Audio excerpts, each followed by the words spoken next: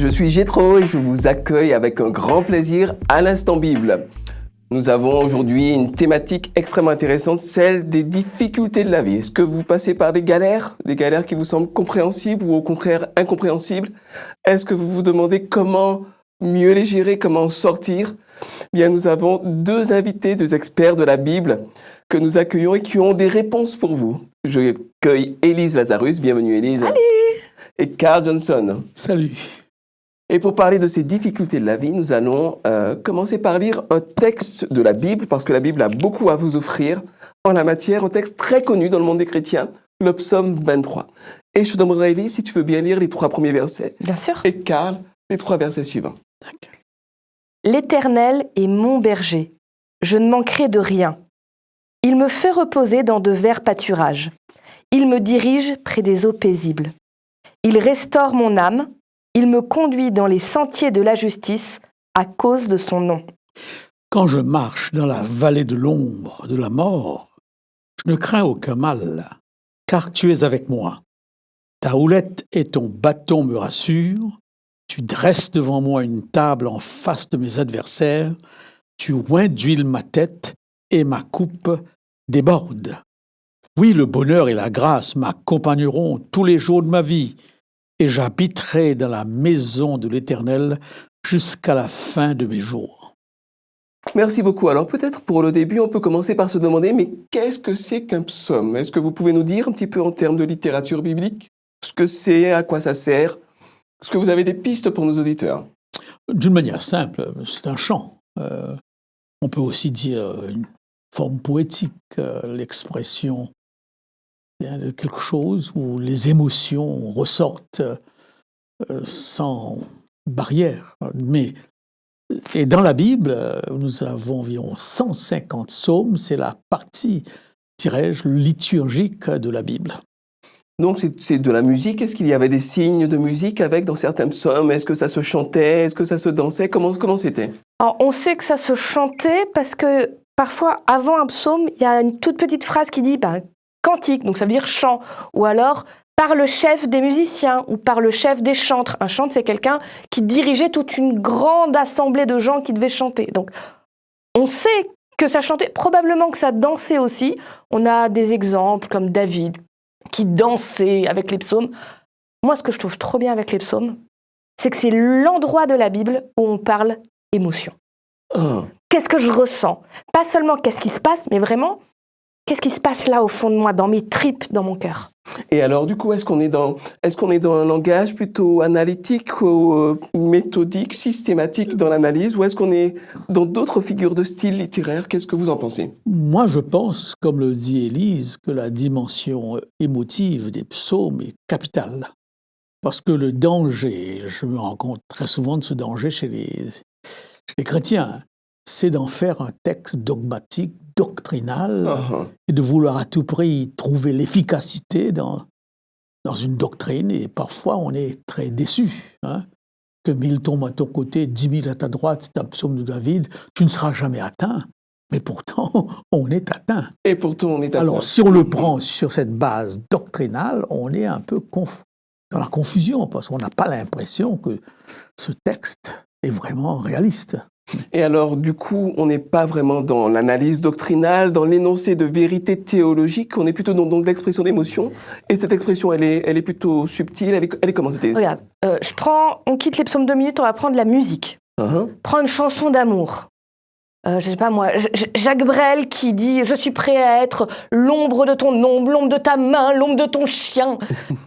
Personne dans la réalité ne va jusque-là. Enfin, j'espère, parce que sinon... L'ombre d'un chien, c'est dur quand même. Bas, Mais en musique, ça passe très bien parce que ça donne l'occasion d'enlever les filtres et d'aller jusqu'au bout, d'être vraiment jusqu'au boutiste dans ce qu'on dit.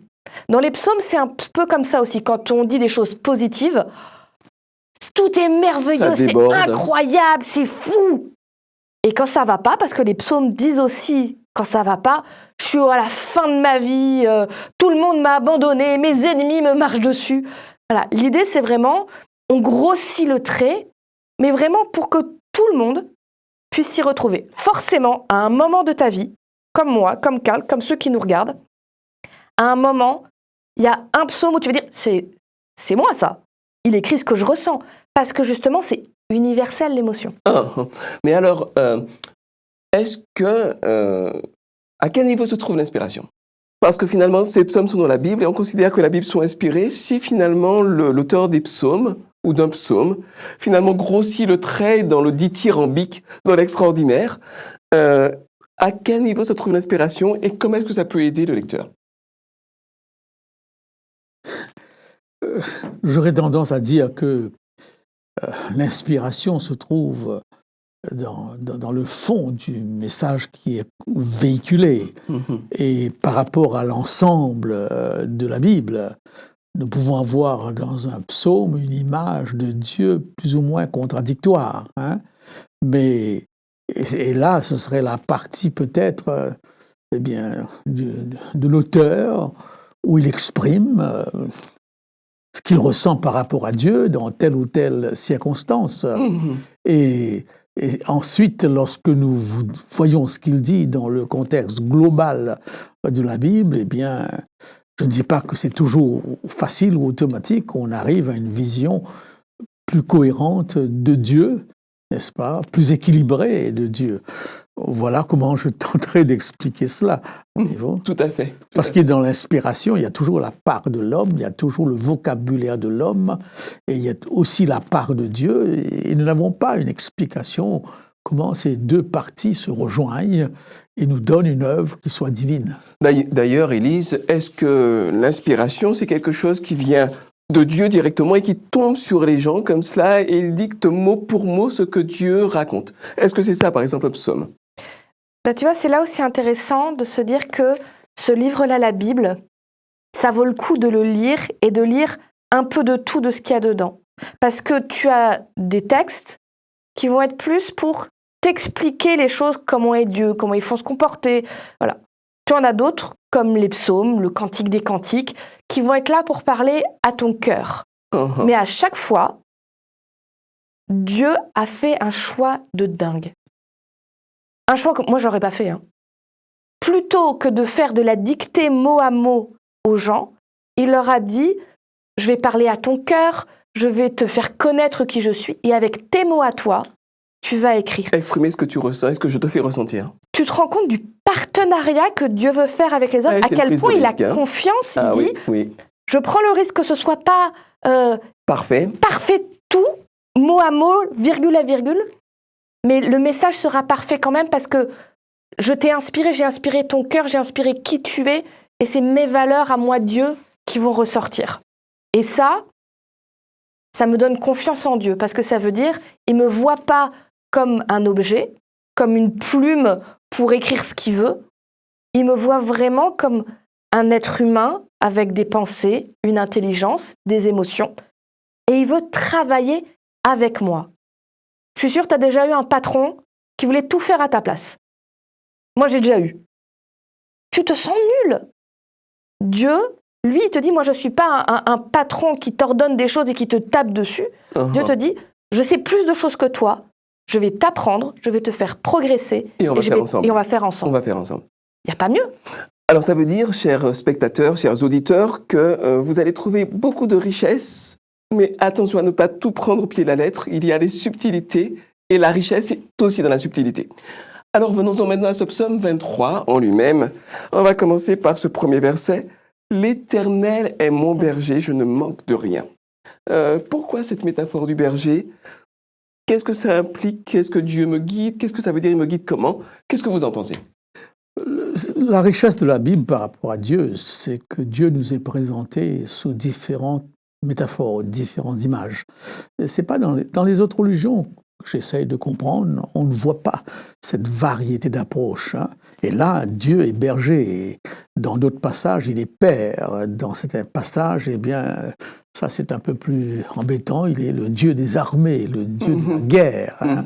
Mais très souvent, ces métaphores sont liées à la culture de l'époque, mais résonnent encore aujourd'hui. Par exemple, le concept du berger n'est pas un concept très, très proche pour nous occidentaux, mais j'ai été en zone urbaine. Exactement. J'étais au Maroc, j'étais en Algérie, Même en Roumanie, j'ai vu des bergers avec une vingtaine de brebis sur le flanc d'une montagne, et ça m'a tout de suite renvoyé au psaume 23. Il y a des pays, des cultures encore, où l'image du berger est une image puissante et forte et présente.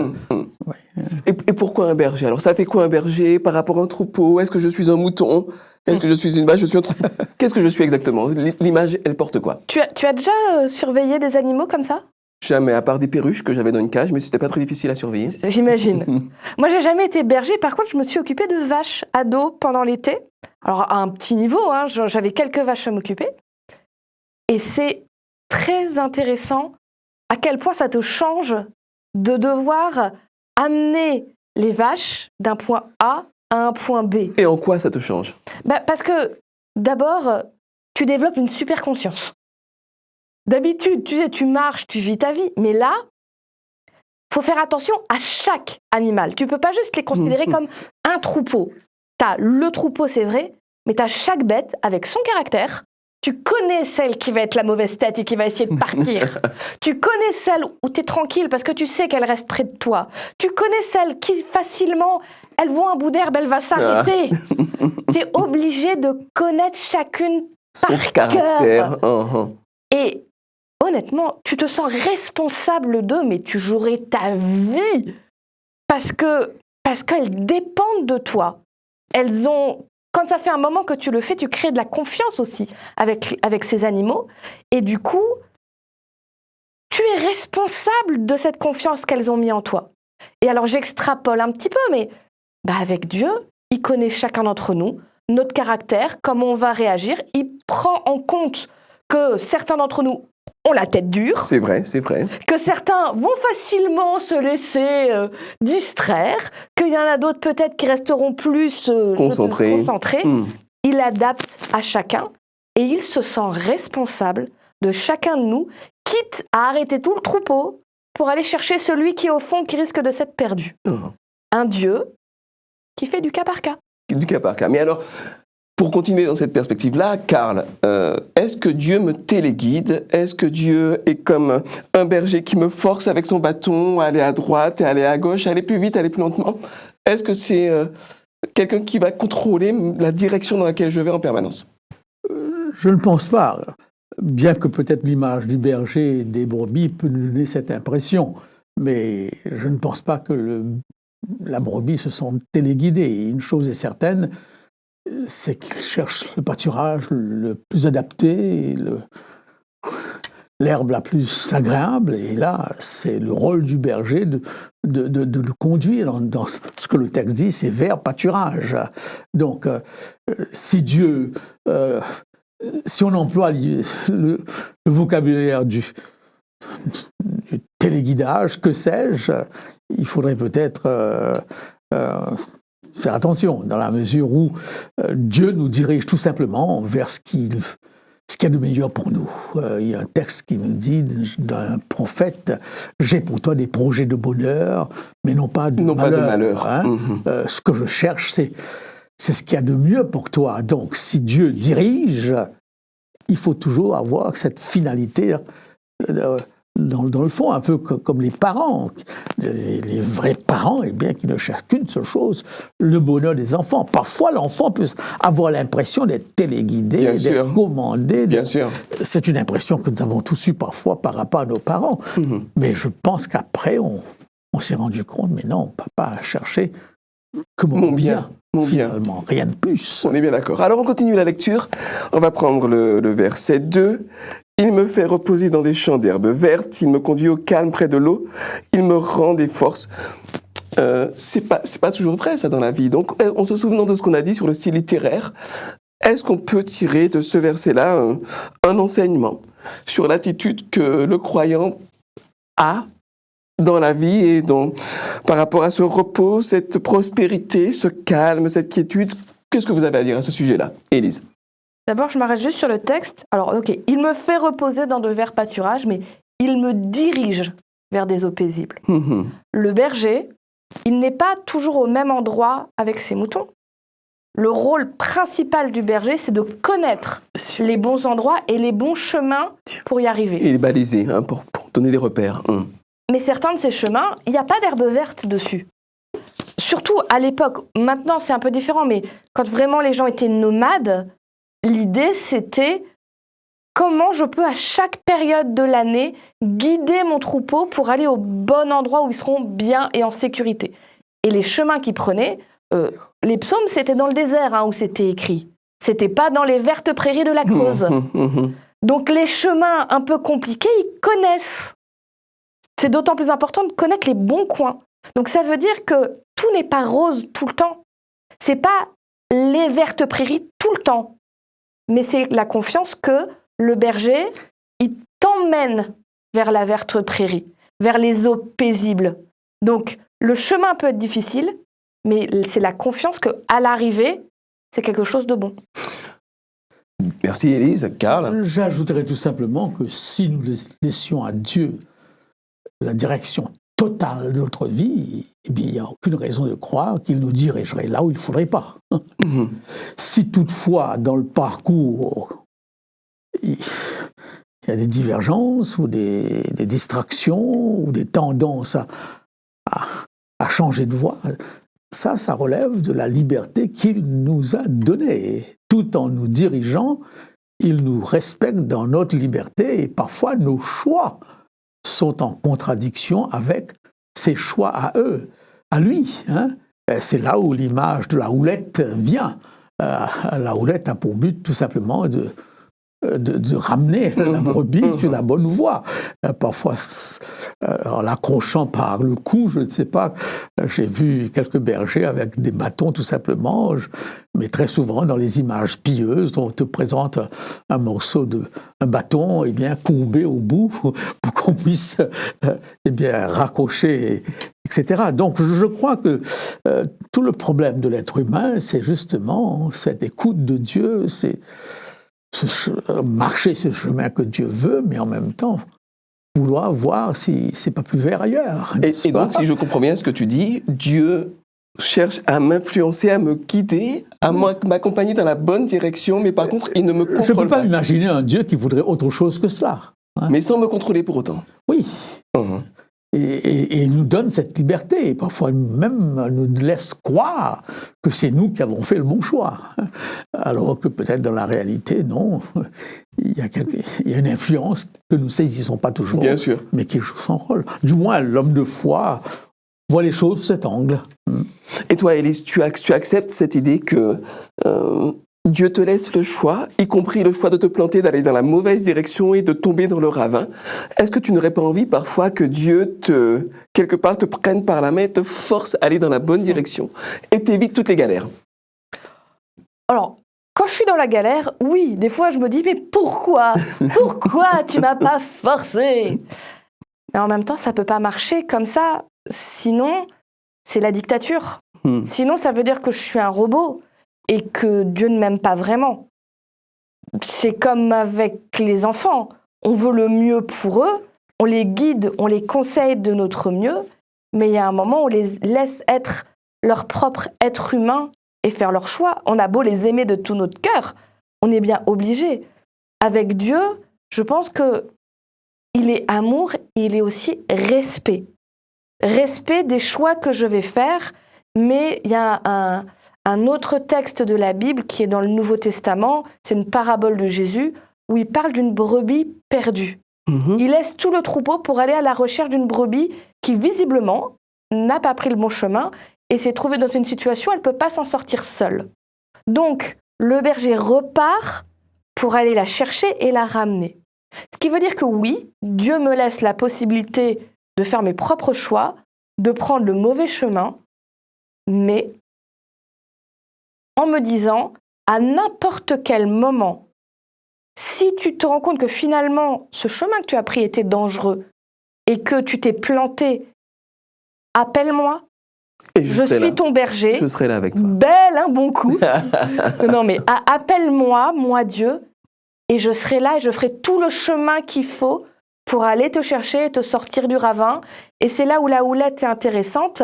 En effet, elle sert à attraper les moutons pour les ramener, mais elle sert aussi, entre autres, alors plus pour les béliers, les boucs, quand ils avaient les cornes qui s'emmêlaient, ça arrivait Dans le souvent buisson. dans les buissons d'épines où il y en a beaucoup dans le désert, ça servait à leur permettre d'être dégagés et de reprendre la route. J'aime l'idée que Dieu me dit, tu fais tes propres choix, mais sache que même si tu fais des choix qui ne me plaisent pas, si tu me dis, je me suis planté, je veux finalement Dieu de toi dans ma vie, il ne te dira pas, maintenant tu veux, débrouille-toi. Non, Dieu il dit, je viens à ton aide, je viens te ramener sur le bon chemin, n'aie pas peur. Alors ça m'amène justement à ce verset, je pense que ce sera le dernier qu'on va prendre le temps d'analyser tranquillement. C'est ce verset 4. Même si je traverse la sombre vallée de la mort, je n'ai peur de rien car tu es avec moi. Ton bâton de berger est près de moi, il me rassure. Alors quand on parle de Dieu, quand on dit le mot Dieu, on pense qu'on n'a pas étudié les Écritures, qu'on n'a pas approfondi les choses. On pense à quelqu'un qui est dans le ciel avec une grande barbe blanche, qui a plein de pouvoir et qui décide de tout. Et on a dans le langage populaire des expressions comme ta grand-mère est morte parce que Dieu l'a rappelé, c'est Dieu qui l'a voulu. Et ma question pour vous est la suivante. Comment se fait-il qu'un Dieu qui serait, notamment dans cette imagerie populaire, un Dieu tout-puissant, qui sait tout, qui contrôle tout, qui gère tout, comment ça se fait qu'il me laisse passer, à moi qui suis infidèle, ou qui essaie de l'être en tout cas, dans la vallée de l'ombre de la mort, dans les épreuves terribles, dans les galères? Comment est-ce qu'il n'intervient pas? Pourquoi est-ce qu'il ne m'évite pas tout cela? Qu'est-ce que vous en pensez? Je crois que si nous regardons les choses telles qu'elles sont, l'être humain vit dans une condition de chute. La mort est là du matin jusqu'au soir. Lorsque, me semble-t-il, le psalmiste, ou si c'est David, je ne sais pas, dit « Quand je passe dans la vallée de l'ombre et de la mort », eh bien, cette vallée, elle est là, constamment, n'est-ce pas? C'est pas Dieu qui me met dans cette vallée forcément, mais je me lève le matin, eh bien, je suis exposé durant toute la journée à la mort et à tout ce qui va avec, n'est-ce pas? Et le psalmiste est en train de dire, mais quand je me trouve dans cette situation, eh bien, je suis quand même serein, je suis quand même calme, je sais que tu es là. Il ne dit pas que ce Dieu va automatiquement intervenir, mais il y a cette certitude de la présence. Je suis frappé dans le monde moderne combien à chaque drame, on fait venir des psychologues de partout. Quel est leur rôle? Être présent. Point barre. Nous sommes là. Et ça fait du bien, ça apporte aussi sa propre puissance. Ça fait du bien, et c'est une stratégie tout à fait acceptable de tous. Alors, Dieu nous dit en même temps, t'inquiète pas, je suis là. Quand je passe, et David, ou le psalmiste, l'auteur dit, c'est ma conviction. Quand je passe par la vallée de l'ombre et de la mort, eh bien, qui est presque inévitable dans le monde où nous sommes, eh bien, j'ai l'assurance de ta présence. Et les bienfaits que ça apporte. Oui. Merci beaucoup, Karl. Élise. Je reviens sur ce que tu as dit. Pourquoi Dieu n'intervient pas puisqu'il peut tout? Oui, il pourrait m'éviter la vallée de l'ombre de la mort. Je vais raisonner par l'absurde. Imaginons un problème qui n'est pas un problème de l'ombre de la mort, mais le temps qu'il va faire demain. Il fait très beau, très chaud depuis un certain temps. Tu as un agriculteur croyant qui, le soir, prie et dit « Dieu, si demain il ne pleut pas, ma récolte est perdue, fais qu'il pleuve demain. Amen. » Et on comprend sa prière.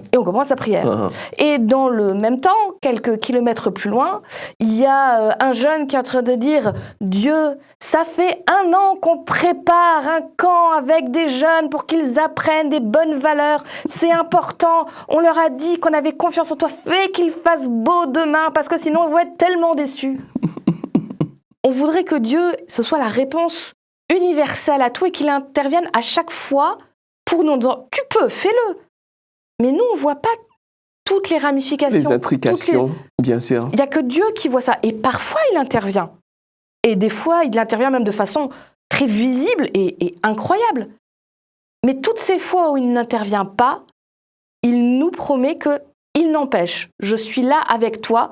Et si je n'agis pas sur l'extérieur, je vais agir sur l'intérieur de toi pour te donner la force de passer même la vallée de l'ombre de la mort.